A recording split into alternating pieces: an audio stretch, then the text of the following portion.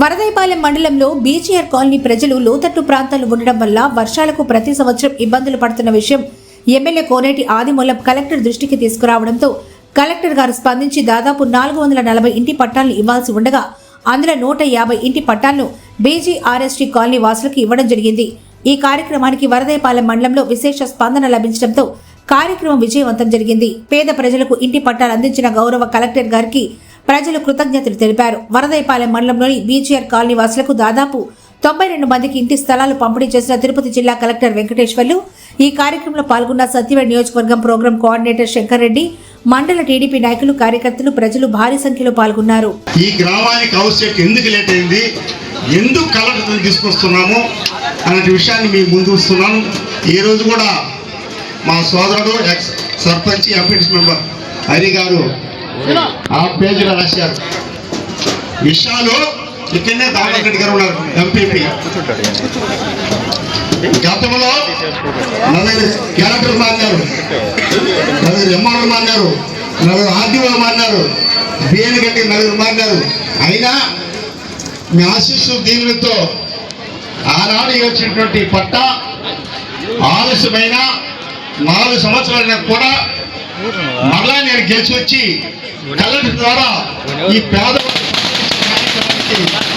మనస్ఫూర్తిగా అభినందన చేస్తున్నాం కలెక్టర్ గారికి. కారణం ఏమంటే కలెక్టర్ గారు కూడా నిజం తెలుసుకోవాలని ఎంతోమంది పట్టా ఇస్తాం, ల్యాండ్ చేసి ఇస్తాం, కానీ ఆ రోజు ఆర్ఆర్ఎన్ కలెక్టర్ గారు ఉమ్మడి జిల్లా ఉండేటప్పుడు తీసుకొచ్చాం. ఎస్టీస్ అంతా కూడా తుఫాను వస్తే హై స్కూల్లో పెట్టి ప్రతి రీతి రాసేవాళ్ళు. ఆ విధంగా 5 సంవత్సరాలు ఇబ్బంది పడ్డాం. అన్ని రాజకీయ పార్టీలు కూడా వాళ్ళకి అన్నం పెట్టి పోషించారు. అయినా కలెక్టర్ గారిని గట్టిగా పెట్టి, సార్ వీళ్ళంతా ఎస్టీలు మునిగిపోతున్నారు, వరదాపడడానికి టౌన్కి పట్టాయలేదు మనం అంటే స్వయాన వారే వచ్చాం. వచ్చి చూసి ఎస్టీలను అడిగి ఎక్కడ ఇస్తున్నామని అంటే ఆ మెట్రో చూపించాం. అది వచ్చి రెవెన్యూ బిఎన్ గండి గారు. మన వాళ్ళకి కావాల్సింది వరదపదానికి, అయినా కూడా పర్వాలేదు మెట్రో తీసుకుని పెట్టాలని అని చెప్పి ఆలోచనతోనే ఆ రోజు గౌరవ కలెక్టర్ గారు కానీ మంజూరు చేశారు, ల్యాండ్ చేశారు. అది దామోదర్ రెడ్డికి దగ్గరుండి చేశారు. అంటే 1-2 కాదు, ఈరోజు ఎంఆర్ఓ గారు 96 మందికి అన్నారు. అది కూడా పేపర్ రాశారు. 96 మందికి కాదండి, ఇది గౌరవ కలెక్టర్ ఇచ్చిన తర్వాత 450 మందికి 450 మందికి పట్టాలిపోతున్నాం. అలాగనే కొన్ని కారణాల వల్ల మా విలేజ్ సభ్యుడిగా ప్రజలు సేవ చేసి వచ్చాను తప్ప వేరే ఆలోచన లేదు. ఎలాగైనా దీన్ని ఇప్పించాలా కలెక్టర్ అని చెప్పి ఈరోజు తీసుకొచ్చాం. ఒకటే మీకు చెప్తున్నాం, అది ఎలా వచ్చింది, ఎలా పోయింది. ఆ రోజు పర్చేజ్ చేశాం. కరోనా వచ్చిందండి. కరోనా వస్తే ఇలాగా కూర్చొని లేక అందరూ భయపడి, మరణానికి భయపడి లోపల ఆనాడు పోలీస్ యంత్రాంగం, ప్రభుత్వ యంత్రాంగం, కలెక్టర్లు, ఆర్టీఓలు, నర్సులు అందరూ కూడా బయటకు వచ్చాం. ఆ కరోనా వల్ల కొంచెం లేట్ అయింది. మరలా జిల్లా మార్పిడి అయిందండి. అర్థం చేసుకుని మా పాత్ర సోదరులకి విషయం గారికి చెప్తున్నాం, జిల్లా మార్పిడి అయింది. జిల్లా మార్చిన తర్వాత తిరుపతి జిల్లా అయింది. మళ్ళా జాయింట్ కలెక్టర్ తీసుకొచ్చేయడానికి మళ్ళా వెంటనే నన్ను తీసుకొచ్చే కలెక్టర్కి ఎలాగైనా పట్టాయాలని చెప్పి ల్యాండ్ చేశాం, డబ్బు కట్టించేసాం, 400 పట్టాయాల. అయినా ఆలస్యమైంది. అనేక సందర్భాల్లో కలెక్టర్ గారిని వినియోగించాను, సార్ ఇది సార్ పరిస్థితి. మొదటి నుంచి సాధన కష్టపడతా కొంచెం లేట్ అయింది. మంత్రి గారు వచ్చారు కాబట్టి కలెక్టర్ పంచు టైంకి వచ్చేవాళ్ళు.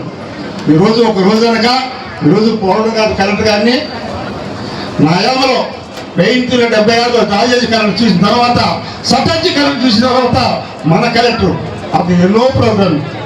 మన కలెక్టర్ గారికి సిసిటీ పక్క 300 బ్యాచ్లు ఉన్నాయి.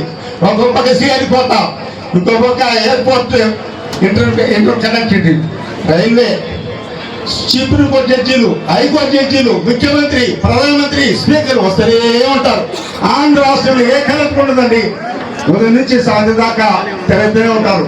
అయినా వరదపడిన నాయకులు అందరూ కలిసి కట్టుగా పేదవారికి ఎవరిలో ఉంది 450 మందికి ఈరోజు 100 మందికి ఇస్తే కలెక్టర్ గారు ఇంకా 350 మందికి మీరు లిస్ట్ తయారు చేయండి.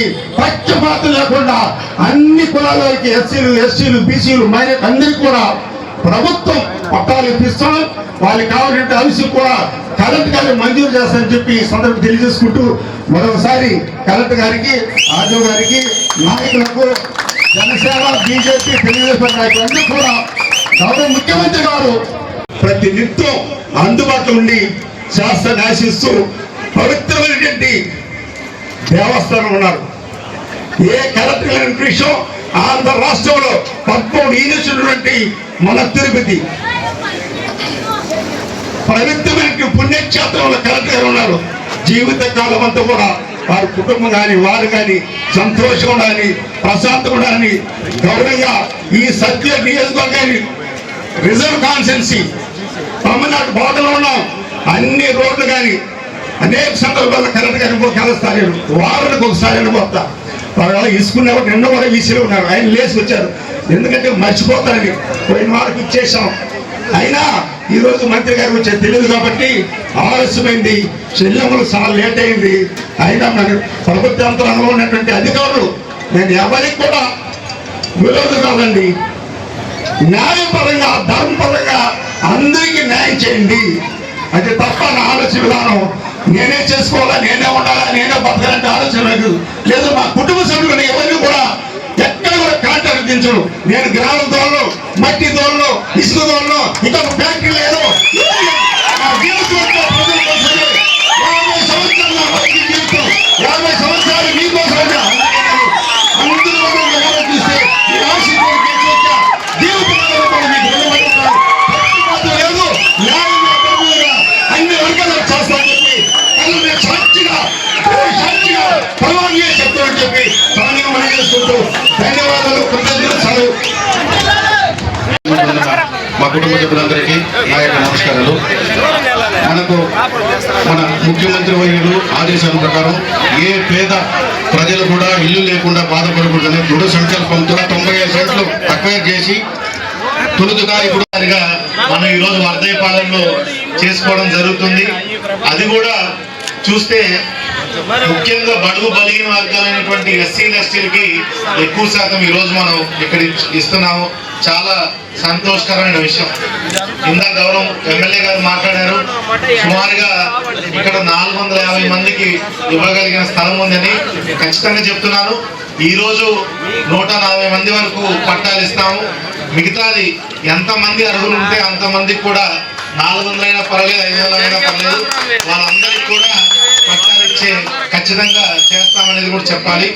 కొంతమంది నిన్న కూడా నా దగ్గరికి వచ్చారు, మాకు కూడా ఇంటి స్థలాలు లేవు, మాకు కూడా అక్కడ ఇవ్వండి అంటే ఖచ్చితంగా ప్రతి ఒక్కరికి ఇస్తాం. స్థలం ఉంది, మా దగ్గర లిస్ట్ ఉంది, ఎవరైతే ఎలిజిబిలిటీ ఉందో వాళ్ళందరికి కూడా మనము ఖచ్చితంగా ఈ ఏరియాలోనే అదే లేఅవుట్లో ఇవ్వడం జరుగుతుంది. 450 మంది వరకు ఇవ్వచ్చు. ఈరోజు మాత్రం 140 మంది వరకు ఇస్తున్నాం పట్టాలు. ఇంకోటి మీరందరూ ఆలోచించాల్సింది ఏంటంటే, ఇదంతా కాలనీ లాగా అవుతుంది కాబట్టి మనందరికీ వీటన్నిటిని కూడా ఎన్టీఆర్ కాలనీ లాగా చేయమని గౌరవ ముఖ్యమంత్రి గారు ఆయన జీవో ఇచ్చున్నారు. దీంట్లో భాగంగానే శ్మశాన వాటికి 2 ఎకరాలు పెట్టడం జరిగింది, స్కూల్ కూడా స్థలం పెట్టడం జరిగింది, ఒక పార్క్ స్థలం పెట్టడం జరిగింది. ఇంకా అన్ని రకాల అవసరాలకి ఏదైతే కాలనీలో కావాల్సిన అన్ని రకాల అవసరాలు కూడా ముందుగానే స్థలం చూసి పెట్టడం జరిగింది. సో కనుక ఈరోజు అందరూ కూడా ఎవరు ఆందోళన చెందవలసిన అవసరం లేదు.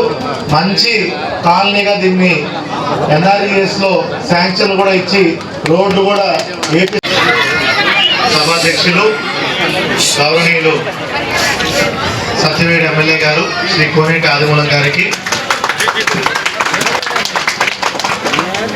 TDP program coordinator Shankar Reddy గారికి, ఆర్డీఓ గారికి, ఇతర అధికారులందరికీ, పోలీస్ సిబ్బందికి, మీడియా మిత్రులకి, మరియు ముఖ్యంగా ఇక్కడికి వచ్చేసినటువంటి వర్ధయపాలెం గ్రామ ప్రజలు, బియ్యం కంట్రీగా గ్రామ ప్రజలందరికీ కూడా నమస్కారం. ఏదైతే గౌరవ ముఖ్యమంత్రి గారు పేదలందరికీ కూడా ఇంటి స్థలాలు ఇవ్వాలి అని నిర్ణయించి ప్రతి ఒక్కరికి కూడా కనీసం 2 సెంట్లన్నా ఉండాలని అర్బన్ ఏరియాలో 3 సెంట్ల వరకు స్థలం వీలును బట్టి ఉంటే 3 సెంట్లు కూడా ఇవ్వమని కూడా చెప్పున్నారు. దాని తర్వాత మన జిల్లాలో మొట్టమొదటిసారిగా ఒక లేఅవుట్ మాదిరేసి ఇంటి స్థలం పట్టాలు